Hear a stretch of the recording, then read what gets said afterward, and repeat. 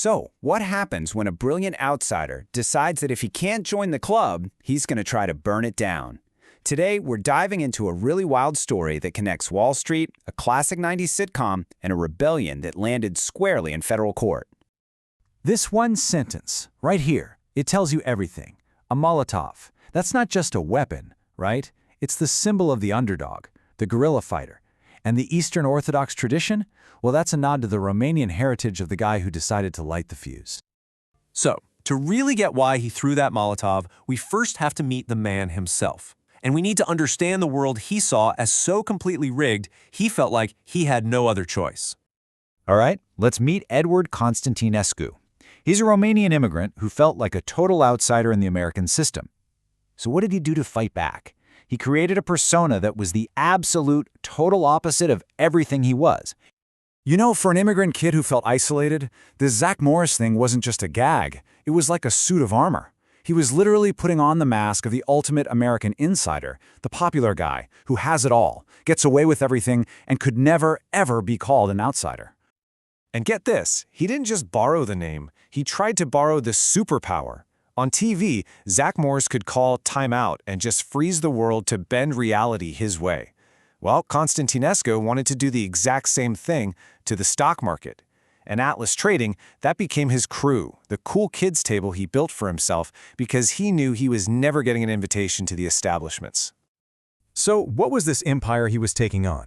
Well, in his eyes, it was a Wall Street with its own hidden caste system, a world that's basically divided into two kinds of people, the architects and the pilots.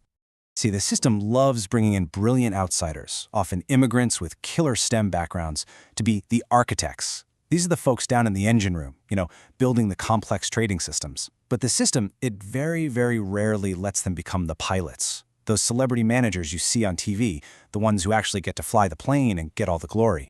And if you think that's an exaggeration, just look at how exclusive the Cockpit Club really is. It's over 85% male. Heritage often follows these really specific networks.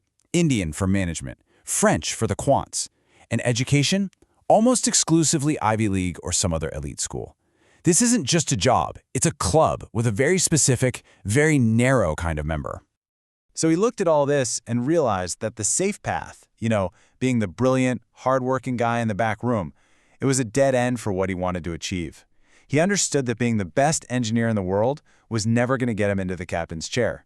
If he wanted to fly the plane, he was going to have to build his own. And this right here is where he lights the fuse. He creates Atlas Trading, not just as some company, but as an act of insurgency.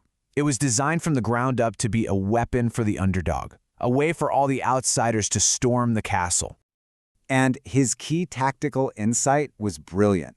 It's called the Robin Hood filter. He knew his army of followers was using simple apps, right? Apps that don't let you trade those obscure over-the-counter stocks. He knew that for his whole plan to work, he had to pick stocks that every single one of his followers had a big green buy button for. The Department of Justice alleges a pretty classic scheme, laid out in 3 simple steps. First, the inner circle, they accumulate a stock. Second, Zach Morris blasts it out to his huge online following. And third, while all his followers are piling in and driving up the price, the inner circle sells their shares into that buying frenzy. And again, these weren't some sketchy, obscure penny stocks. They were allegedly manipulating companies on the NYSE and the NASDAQ. These were stocks that were accessible to absolutely everyone, which of course was the whole point of the strategy. So what happens when an outsider actually challenges the monopoly? Well, the system doesn't just defend itself. It uses its own rules, not as a shield to protect you and me, but as a weapon to protect itself. There's actually a name for this, regulatory capture. It's basically what happens when the referee starts working for one of the teams. The regulator, in this case the SEC, it effectively becomes the HR department for the financial status quo. And this doesn't just stifle competition, it makes it way harder for new ideas to challenge the old guard.